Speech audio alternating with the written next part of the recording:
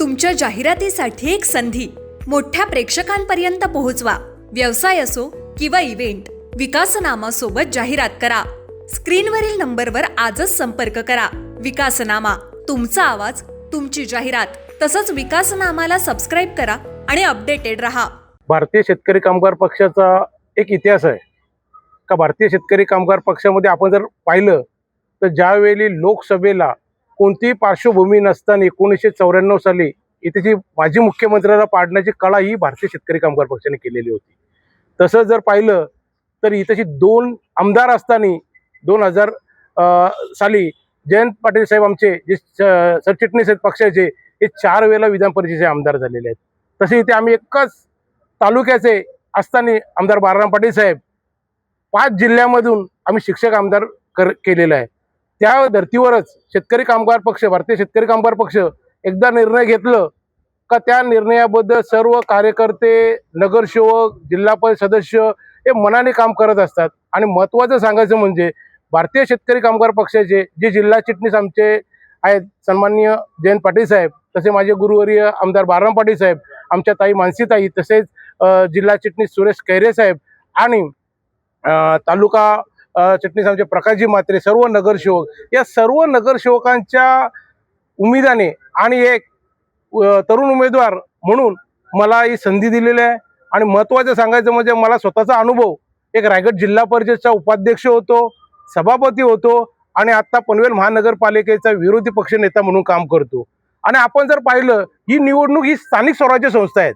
या स्थानिक स्वराज्य संस्थेमध्ये पाहिलं आपण तर या स्थानिक ग्रामीण भागातला आणि शहरीकरणाचा प्रश्न महत्त्वाचा मांडणारा लोकप्रतिनिधी पाहिजे असतो।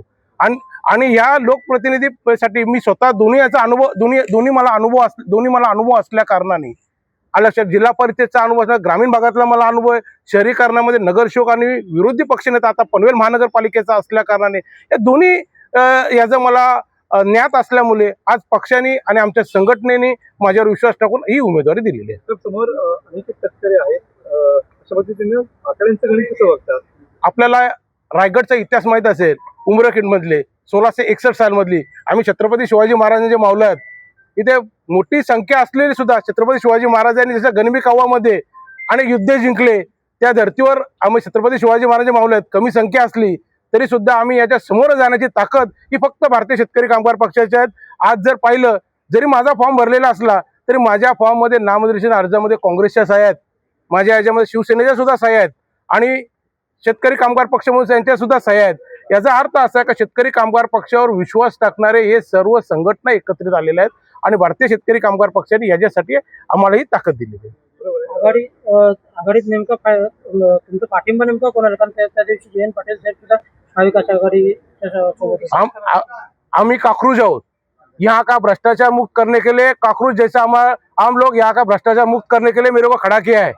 और तुम बोल रहे आघाडी किसके पास? आम्ही शेतकरी कामगार पक्षातर्फे फॉर्म भरलेला आहे आणि शेतकरी कामगार पक्षाचा उद्देश एकच आहे, इथे चाललेले भ्रष्टाचार आपण पाहतात, जे उमेदवार आहेत त्यांचे ज्या तुम्ही नाव घेतलं, मी नाव घेत नाहीयेत, पण ज्यावेळी सामना समोरासमोर येईल त्यावेळी आमचे ज्येष्ठ नेते आहेत सन्माननीय जयंत पाटील साहेब यांच्या चिटणीस मंडळ जो निर्णय घेईल तो निर्णय आम्हा सर्वांना अंतिम असतो आणि याच्याप्रमाणे आम्ही तो निर्णय घेणार आहोत।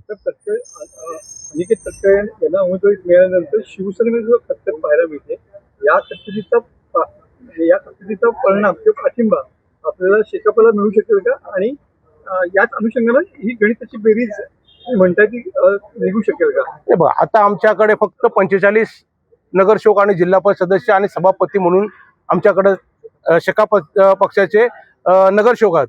परंतु आमच्या पक्षाची ताकद तुम्हाला अगोदरच सांगितलं मी, काहीच अस्तित्व नसताना आम्ही त्या खासदारांना पाडण्याचा यशस्वी झालो होतो, म्हणजे माझ्या मुख्यमंत्र्यांना पाडण्याचा यशस्वी झालो होतो।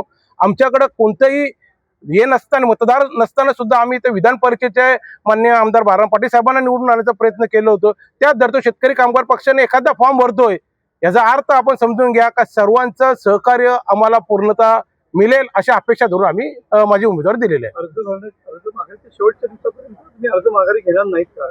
मी 100% मागे अर्ज घेणार नाही। फक्त इतका पक्षश्रेष्ठीचा जो आदेश आहे त्या आदेशाचं पालन करून आम्ही आलेलो आहोत आणि त्या आदेशाद्वारेच आम्ही अर्ज भरलेला आहे आणि 100% शेतकरी कामगार पक्षाने एकदा एंट्री घेतली का ती मागे घेत नाही, आपल्याला इतिहास माहिती आहे। तुमच्या जाहिरातीसाठी एक संधी मोठ्या प्रेक्षकांपर्यंत पोहोचवा. व्यवसाय असो किंवा इव्हेंट, विकासनामा सोबत जाहिरात करा. स्क्रीनवरील नंबरवर आजच संपर्क करा. विकासनामा, तुमचा आवाज, तुमची जाहिरात. तसंच विकासनामाला सबस्क्राईब करा आणि अपडेटेड रहा.